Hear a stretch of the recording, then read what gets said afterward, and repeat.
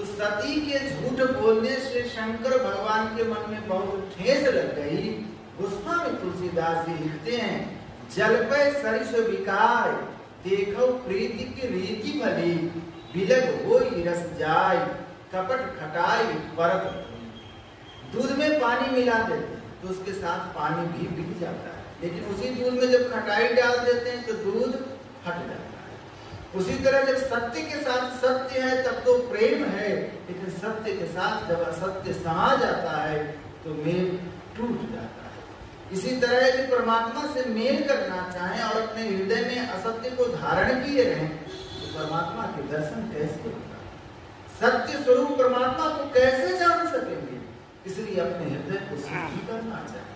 शुद्ध करने के लिए गुरु महाराज के आदेशानुकूल, सदग्रंथों के आदेशानुकूल हम लोगों को झूठ, चोरी, नशा, हिंसा और व्यभिचार इन 5 पापों से अपने को वर्जित रखना चाहिए और एक ईश्वर पर विश्वास करना चाहिए। ईश्वर की प्राप्ति अपने अंदर होगी, इसका दृढ़ निश्चय रखना चाहिए। सत्संग करना चाहिए, ध्यान करना चाहिए, गुरु की सेवा करनी चाहिए। ये 5 विधि कर्म हैं।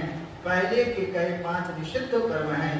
विधि कर्म यदि हम करते रहेंगे, गुरु के आदेश और उपदेश के परिवेश में अपने को अगर हम रख सकेंगे तो हमारा भव क्लेश निशेष होगा।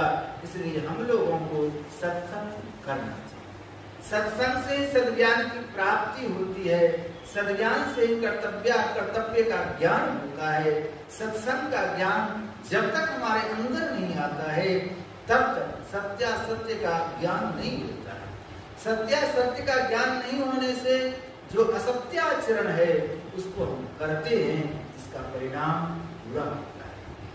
जब हम सत्संग करते हैं और उसमें जब यह जानकारी हो जाती है कि यह कर्तव्य है, यह करना है, यह कर्तव्य है, यह नहीं करना है, जो नहीं करना है उसको नहीं करते हैं और जो करना चाहिए उसको करते हैं, तो हमारा जीवन कल्याणमय होता है।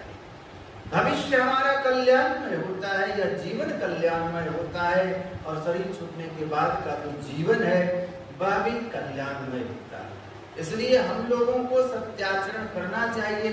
पहली बात यही है, संगच्छ धवम, फिर संगवद ध्वम, प्रेम से बोले, उत्तेजना पैदा करने वाली बातें नहीं, प्रेम से मिलकर कहें, गंभीरता से कहें।